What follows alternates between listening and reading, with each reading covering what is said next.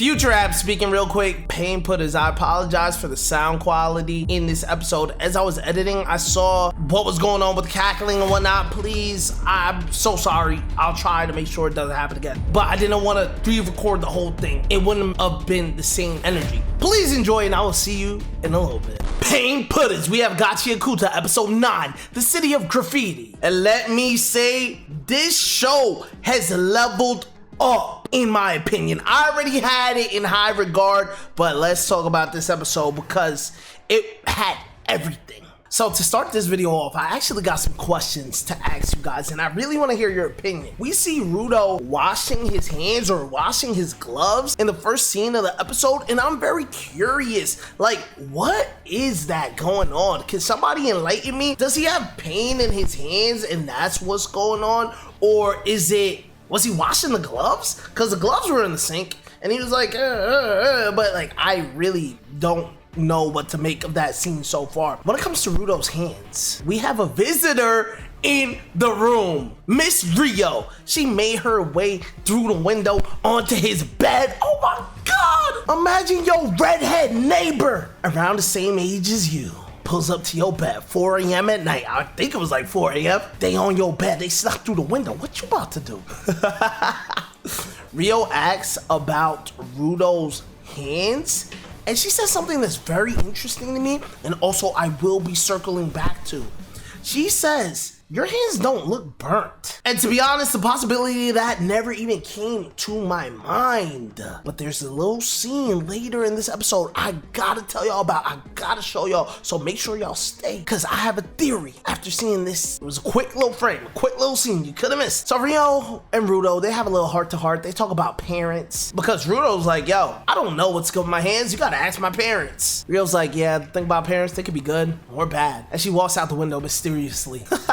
My boy Rudo was flabbergasted to see her laid out on his bed like that. I'm not blaming him. So on to the next day. We're talking to Big Boss Corvus, and he says before we can head to the no man's land with a lady who claims she sees people fall from the sphere to the ground, who claims that she sees people travel to the sphere and back to the ground, back and forth without dying, before we can head over there, we need Rudo's full face to be done. The mask that allows cleaners to operate in the no man's land, protect them from the pollution in the air. But bro that makes the full face, he moves at his own pace. You can't give him a deadline. He's gonna get tight if you do. So in the meantime, we are sent on a prep mission to the city of graffiti to meet a giver who's able to cast spells of protection. So we got the crew pulling up today. We got Akuta, Engine's crew, featuring Zanka and Rio. And we also have 2 givers from another crew, Eager, Delmon, and Tamsi. We also got our boys Gris and Folo pulling up, as well as Tone.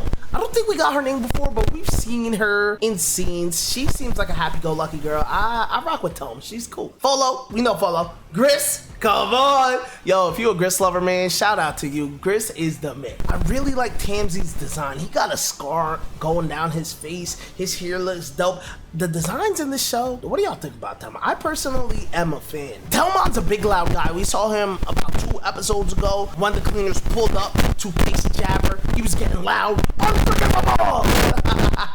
He says that he tries to recruit Rudo to Team Eager. But Tamsi's like, yo, Engine found him. He's gonna be Akuta. Delmon's a big guy. He got big energy, and he gets everybody hyped for this excursion with the speech. As we move into the next part of our episode, going to the city of graffiti. We walk in, and as we walk in, we see these 2 guys. They can't even get into the city. They're like, yo, the door's open, but we can't walk in. Engine and the rest of the cleaners, including Rudo, they all walk in. Rudo's like, yo, what the hell? And Engine's like, yo, there's a spell put on this door to keep out people with ill intentions. Those guys, they probably had bad stuff they were trying to get into. We make it into the city of art, and it truly is the city of art. We got people painting, doing graffiti. It looks awesome. I like the design of this town. But wait. Something that could not escape my mind as I'm watching this. The Raiders boss at the end of the last episode, he literally said, cleaners, the city of art. And as he was saying that, I'm like, what's the city of art? We never seen that yet. So can he see the future? This is a theory I have. He has some type of foresight, which he can use from the area that he stays at. He was able to see Rudo and Jabber's encounter. He's able to just see maybe into the future, because why did he go Cleaners, the city of art? And now in the next episode, we move into the city of art. And after that, he mentioned Desert Altar. So we really gotta keep this theory in mind. Does he have foresight? And is Desert Altar our next location? Oh my God, wait, now that I'm saying it, is that where this lady is gonna be located? The one that's in no man's land that sees people being able to go back and forth from the spear and ground? Is the Desert Altar the place where the portal is? The bridge? My brain is booming right now, but let's get back to the episode. On the way to finding the giver that we're looking for, who actually turns out to be Gob. We saw him a couple episodes back when Engine pointed him out. He was doing graffiti in the Cleaner HQ, going crazy, having a good time. We see a kid running out, crying. Engine bumps into the kid. Rio's like, yo, Engine, you made that kid cry. It's not funny, actually. The mayor of the town also ends up coming out. Engine asks him like, yo, where's Gob? We're looking for him today. And things take a turn that I did not expect when the mayor says, Gob died this morning. So now things start getting dark. Things start getting a little bit somber, because we go into the room where Gob's body is. We don't see it. It gets covered by a blanket. He's on the bed. The kid that bumped into Engine is next to the bed, looking very sad. The mayor's telling us the situation. The mayor informs the crew that Gob passed away from body pollution. He went out into the no man lands. He loves painting. He loves being free. But he would go paint in the polluted zones with no mask, no nothing. Rudo is looking shaken up by this news. I don't know if he's thinking about when he was in the polluted zones with no mask. But this is something that I have to talk about. And this is what I wanted to talk about when it comes to Rudo's hands. Because we see a scene slightly, it's probably for like one frame, I'm going to put it on the screen, where Gob's hands are looking pretty discolored. And it could be as simple as, yeah, that was the graffiti on his hands from paint. But I take it to be that was the body pollution moving through his body, causing discoloration. Now stay with me. What if Rudo's hands were initially a sign of body pollution, maybe when he was a baby, but his parents, who he thinks are evil people, who, by the way, keep in mind, Rudo's dad was thrown down to the ground. What if his parents were able to save Rudo's life by bringing him to the sphere? Maybe his parents were initially from the ground. Rudo got a case of body pollution, but they were able to save him fast. Maybe using a vital instrument, maybe using magic. Magic is not beyond us in this world, as we see. Whatever the case may be. And that's why Rudo, when he fell down to the ground, he was able to survive with no mask, because his body built up a tolerance to the pollution down on the ground. His hands are a testament of that. That's why when he had his first true encounter with the Cleaners against the trash beast, when Rio was going crazy, he didn't have no mask on. Nothing happened to him. This is the biggest theory I have currently after watching this episode, and it's revolving in my mind at a very rapid rate. We'll see as time progresses. Please, no one spoil. Don't even tell me if I'm close or if I'm far. Just tell me what you think about the theory, and tell me what your theories are. Anime only, please. No manga spoilers. Please, no manga spoilers. We get quite a bit of lore in this episode. One of the most important pieces is the fact that Gob's vital instrument, it's a generational instrument that's been passed down and passed down. Follow mentions how some people, they just need the aptitude and capacity to be a giver, and as soon as they get the instrument, they're able to use the powers. Especially an instrument that's been passed down for generations and generations, because the instrument has such a high quality. Very important to keep in mind, and Rudo is internalizing this as well. He's thinking like, yo, pass down objects, and we also get camera cuts to the gloves. The director of this show is very intentional. I don't know what the manga's like, if it has these close-ups. I'd assume so, but we'll be talking about something, and real quick like that, it will be a flash. It will be on screen for a second, and you really got to pay attention when you watch it. That's something I'm noticing about this show. When we're talking about vital instrument, when we're talking about item quality, generational items, we see a close-up of Rudo's gloves. Not to mention that Engine spoke on the quality of the gloves last episode while we were training. It's all tied together. So let me tell you guys this. I am a fan of action, but I do enjoy a good story, and I like how this story is moving. That being said, I was firmly gonna put this episode in B tier until the ending of this episode. And I have to be so real, it actually brought tears to my eyes. Because the kid sitting next to the bed crying gets up. They shock the room. And I gotta go with they. Their name is Remlin, by the way. I don't know if it's a boy or a girl. I'm not gonna say. Because Remlin kind of sounds like a boy. I'm listening to the Japanese adaptation, by the way. But Remlin kind of looks like a girl. So, I don't know. If anybody knows, fill me in. I'll just go with they for now. Remlin shocks the room. Gets up and shouts, "No more! This sad stuff gotta end." Grabs the pen. By the way, the pen or the paintbrush, whatever it is the generational instrument. If I didn't say that already, maybe I did. It was Gob's, but now it's being passed on to Remlin. Just a kid, but the chosen one to inherit this item. Remlin goes upstairs to the roof of the building they're on, activates their power as a giver, and it's explosive. The sight is amazing. Everybody is shocked. The power is radiant. Remlin flexes their art skills, draws something up real quick, and I think they activate a spell too, because there's some graffiti cans Remlin put down, and they kind of come to life, and they explode into fireworks. Remlin's like, God wouldn't enjoy his afterlife if we're all dark and sad out here, so let's turn it up. The fireworks go explode. Remlin screams, "Let's party!" And that whole scene to lead to the end of the episode is what brought me to putting this episode in S tier, max pain, because I felt it. This episode took us on an emotional roller coaster, and the payoff at the end felt so good. To see Remlin activate their giver powers, to see Remlin channel the spirit of Gob. We didn't even know Gob, and this felt crazy. And that's a testament to the writing of this show. Rudo has a little flashback with him and Regto holding hands, probably remembering him. You know, Regto passed away too, but his eyes are filled with hope upon looking at this fireworks celebration, and hopefully it changes him. The end of this episode, so peak, very great. But that's how I feel. That's my recap on this episode. Pain Putters. It's your boy Ab in the present. We have episode 10 and 11 of Gachiakuta to go through today. First, we're starting off with episode 10, Penta, the Desert's No Man Land. And I gotta say, I'm pretty sure I've been saying this, the Raider leader, he's watching us, or he's doing something, or he could see the future, or he could do something, because he mentioned No Man's Land when we first met him. In this episode, we actually get another glimpse of him, but we'll get into that. Let's start from the beginning. Episode starts and Remlin does their work. The episode starts and Remlin gets into their bag, does the spell, and we see some of their bag being able to not only use the instrument as a brush, but they can use it as a tattoo gun. They can use it as basically whatever they imagine. That's something that really is sparking a thought in my brain. A vital instrument, I don't know if vital instruments truly have just a set power.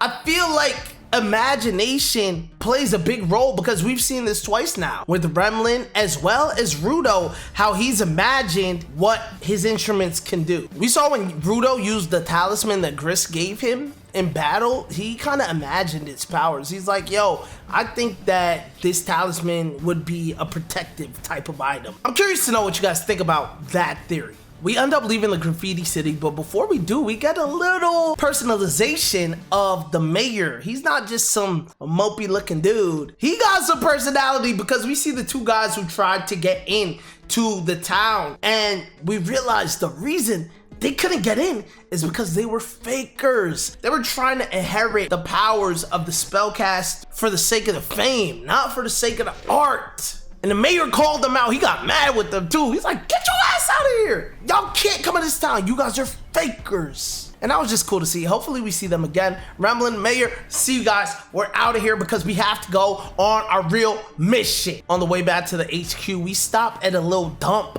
where Engine's like, yo, Rudo, go ahead. Go pick up some objects for you to use. And this is where we see something insane. On top of the garbage, we see a TV.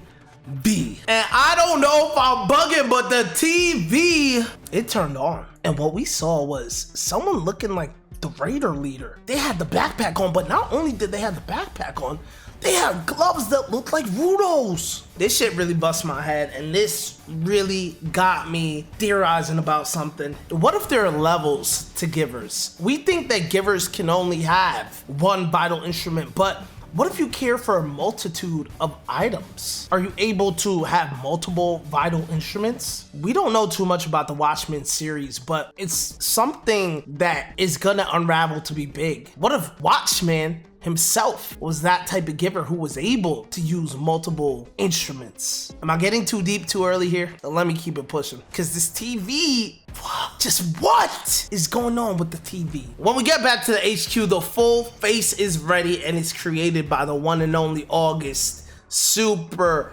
high-powered, high-energy, little freaky, but I like August's style and I like his swag. He's so excited to have made this full face. He says when he makes people's full faces, he throws some characteristics from them into the full face. He even snuck into Rudo's room to get his measurements. That's how it looks. Sound kind of crazy. But this is a man that loves what he does. And the funny part is August is Aisha's big brother, and you see the contrast between their personalities. When she pops out, she's like, big bro, can you stop? And he's like, little sis, what are you talking about? Relax. As we're preparing to move out, Engine tells Rudo to take off his choker. Rudo's like, why? And they kind of all make a little blood pact. They cut some blood, and Engine explains like, yo, it's a communicator. We put our blood in this, you put your blood in ours, and we can communicate with each other like it's a phone. Rudo's like, yo, what kind of technology is this? Isn't this the ground? How do you guys have this? And that really busts my head too, because I don't get it. How do they have futuristic tech? Maybe it's because they have freaking powers on the ground. So as desolate as some places might seem, they know how to get stuff done. They know how to make technological advances. And the whole squad advances out into the no man land because we are looking for the lady that claims she sees people fall down from the sphere and live. That claims she sees people that go back and forth from the sphere with no problems. We also find out the name of Rudo's gloves.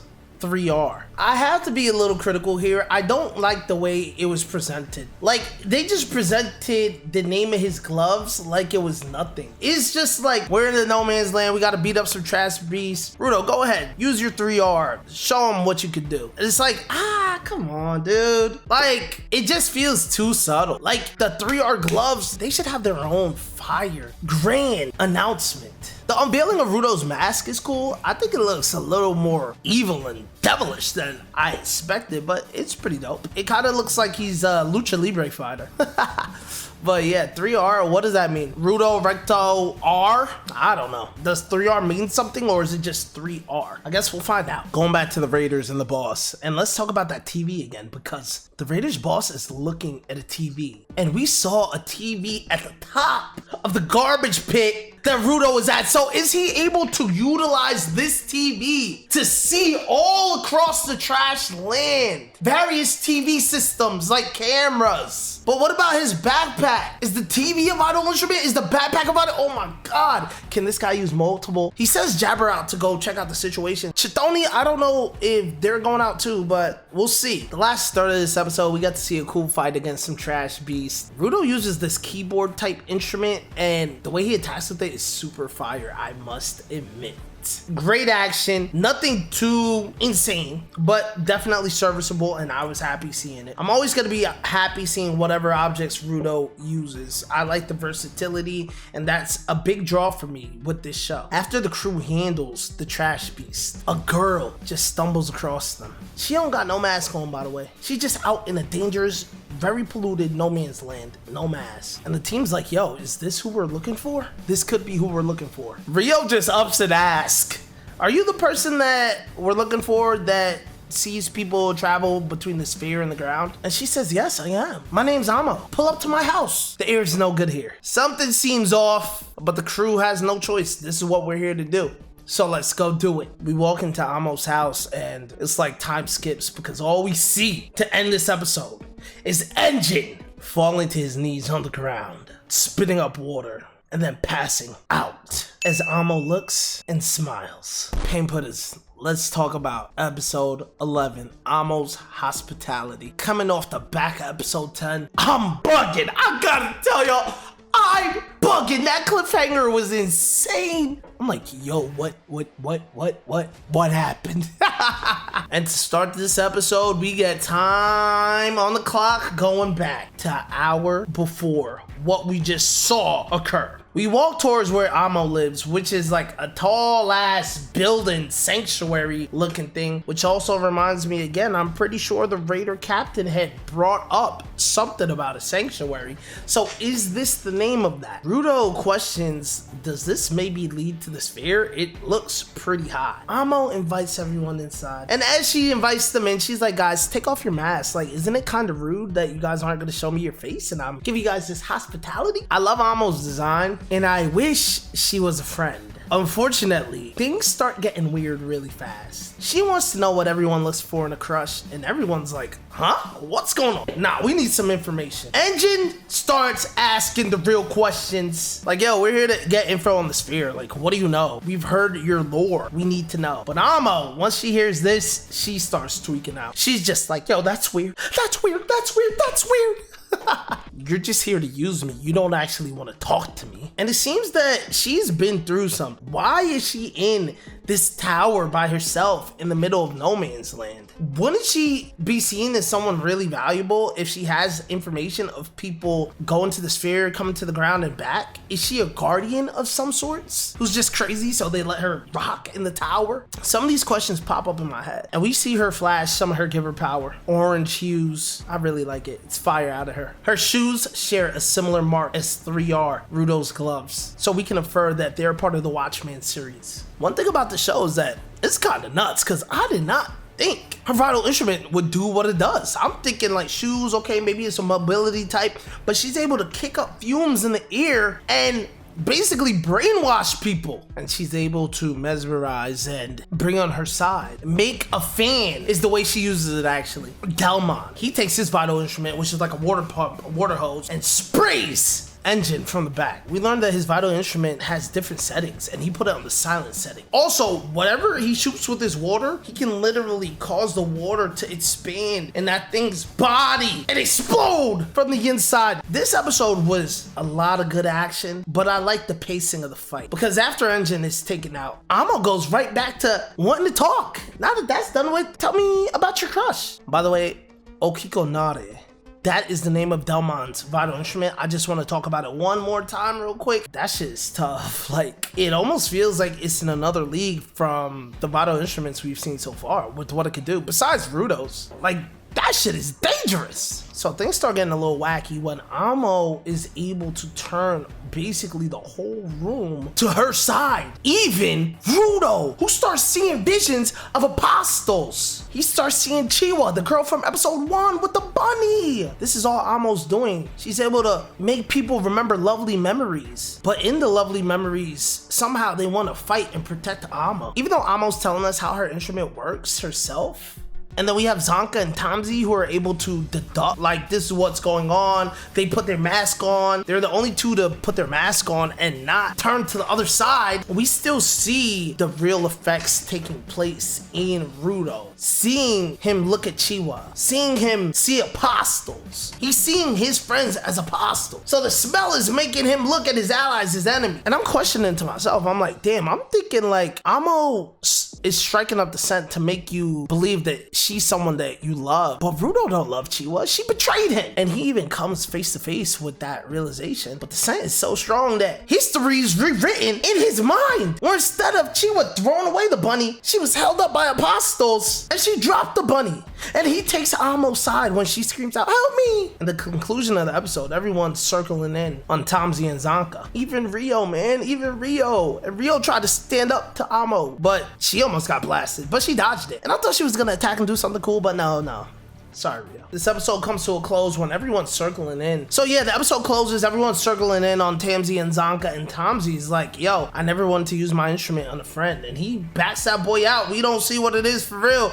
But what is it gonna be? Is he gonna be able to, what's he gonna be able to do? It's like a 5-on-1. We got Rudo, Delmon, we got Folo, 2 of the other helpers, the one that writes shit down, and the other one, Rio. Oh my God, it's looking pretty bad. It's looking pretty bad. Keep in mind, guys, Jabber, I don't know about Chitoni, but Jabber is on the way. This whole situation could blow up into something completely different. What's gonna happen next episode? I'm so hyped. Let me see what y'all had to say about these recent episodes, and I'm sorry for the wait, by the way. I want to say that again. I really am. Please forgive me. Oh man, I missed y'all. I haven't got to talk to you guys in like a couple of weeks. Soul Eats Trash. Got us up for me, brother? Yo, Soul Eats Trash. This might be our first time talking. If this your first time subbed up, I appreciate you, and it's good to see you. Welcome to the journey. Manga Mayhem, what's happening? You gotta play some catch up. Missed your vids, bro. I missed you too. And this is the catch up, and we're going back to episode by episode. I'm sorry. I had a couple things to do, I'm not gonna lie.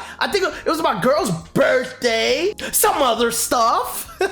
Nurse Joy, what's happening? Yo, Nurse Joy, I hope you're doing well, and I hope you've been enjoying these episodes. Blue Roses, what's good? We've seen the Watchmen series logo 3 times so far in the anime. 1 on Rudo's gloves, 2 on the Raiders boss's coat, 3 on the notebook that Recto had and was stolen from him. Number 3 is very important. I don't even think that super clicked in my mind, but now we have number 4 on Amo's shoes. How many items are in the Watchmen series, and how drippy is Watchmen? He got a coat, he got a book, he got gloves. Wait, is it the Raiders boss's coat or is it a backpack? I thought it was a backpack. Akuta on fire. Can't wait for you to see Amo. Fabulous Gachi content. Thank you, Akuta. And Amo, I like Amo. Hopefully, I don't know, man. I don't think Amo's an enemy, and it feels like she just wants friends. It feels like she's tired of being used. She just wants to talk about having a crush and, you know, just regular girl stuff. So hopefully, I don't know, maybe she'll become a friend. Corvus is so cool. His dripping is insane. Retweet that. I love that. Where's Weird Well? Shout out to you, bro. Corvus is fire. That's my dog. That's my unk. That's my cuzzo.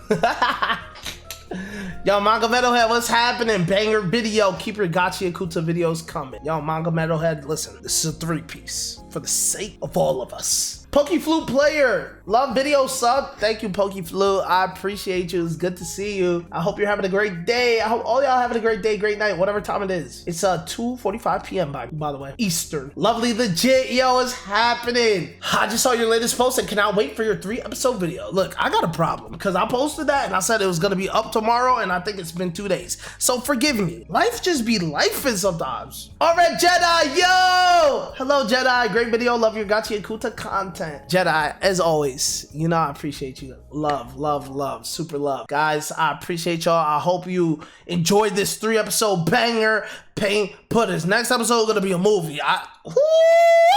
I'll be on time, and if I'm not on time, I'll be soon, or I'll give you an update. I promise. Every time I will. Trust me. Paint Putters. Until next episode. Hit that like if you're here, by the way. Hit that sub if you're new. I'd appreciate it. See you next episode. Let's keep putting in pain.